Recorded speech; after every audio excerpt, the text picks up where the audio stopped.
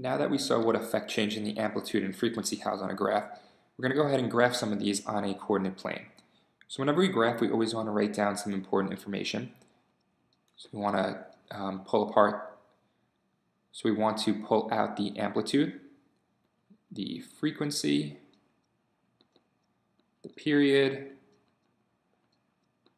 and what I like to call critical intervals. And I'll explain what that means in a second.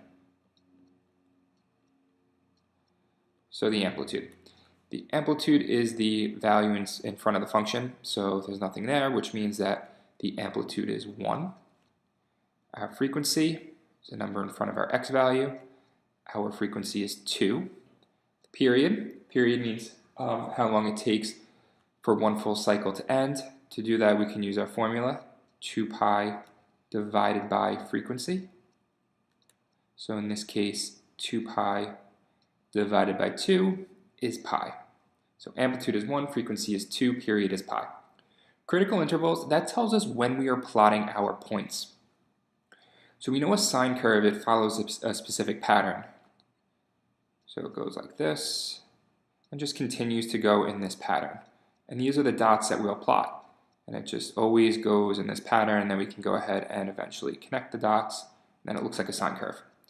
So that's what our critical intervals tells us. It tells us when are we plotting those critical points. So it's a formula you want to remember. It's period divided by 4. So in this case, our period is pi. So it's pi over 4. So we are plotting a point every pi over 4 interval. So our x-axis is going to start at 0. Then we'll plot a point at 1 pi over 4. Then we plot a point at 2 pi over 4, 3 pi over 4, 4 pi over 4, 5 pi over 4, 6 pi over 4, 7 pi over 4, and finally 8 pi over 4. And the reason why I'm stopping at 8 pi over 4 is because 8 pi over 4 is really just 2 pi. And we only are graphing from 0 to 2 pi. So these numbers down here, that's our x-axis. So that's how many points we have to plot. Now we can go ahead to our graph. We can make our x-axis. Oops, just extend that. And we can make our y-axis.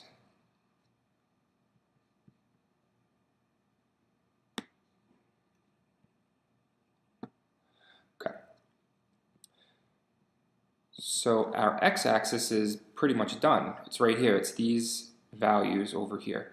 So this is 0. I'm going to skip every 2, and we're going to put pi over 4. Going to reduce. So 2 pi over 4 is really pi over 2.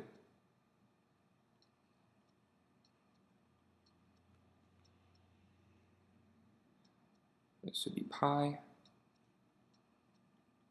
5 pi over 4. 6 pi over 4 is really 3 pi over 2. And finally, 2 pi.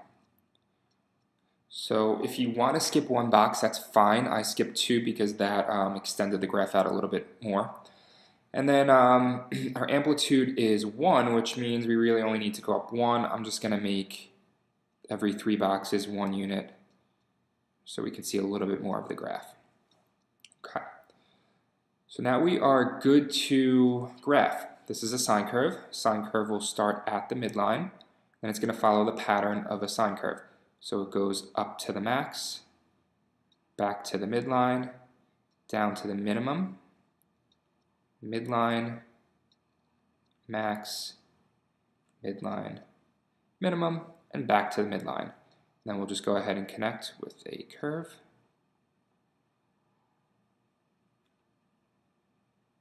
Okay. And that is y equals sine of 2x. So let's just look at it. The amplitude is 1. We should be seeing 2 cycles of sine from 0 to 2 pi, and we do.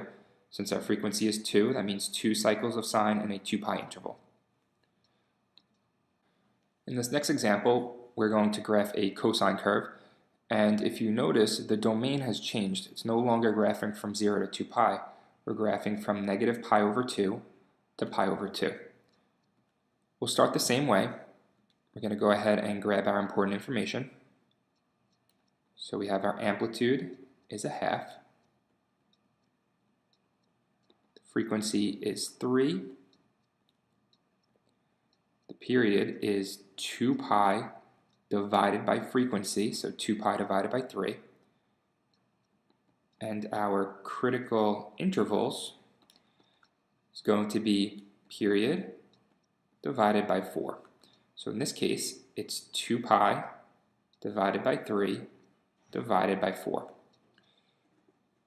So we can multiply by the reciprocal if we want, or you could just use your calculator, but we're really doing 2 pi over 3 times a fourth, which is 2 pi over 12, which is really pi over 6.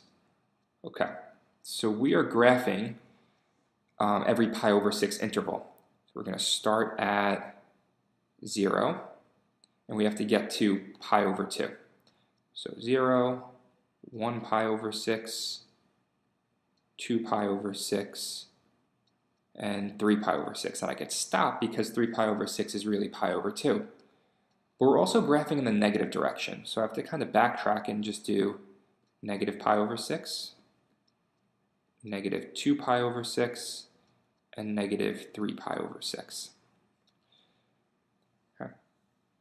Now that we have our x-axis, we can go ahead and put it on our coordinate plane.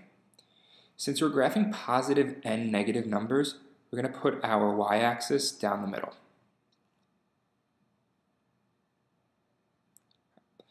I'm going to skip I think every 3 boxes would work. So this is pi over 6. Then we have pi over 3. I just reduced that. And then we have pi over 2. Then we'll go backwards in the other direction. So negative pi over 6, negative pi over 3, and negative pi over 2. And our amplitude is a half. I'm just going to skip 3 boxes, write positive a half, skip 3 boxes, write negative a half. Okay, now we're good to go. This is a cosine curve, so a cosine curve would start at the maximum if it's a positive cosine curve, and it is. Then it goes to the midline, and we're just following the pattern of cosine. So I'm just going to do this on the side. Cosine look like this. We just keep going as long as we need to. All right, so now we go to the minimum and then to the midline. Let's just go in the other direction. So midline, minimum, midline. Now we can connect our dots.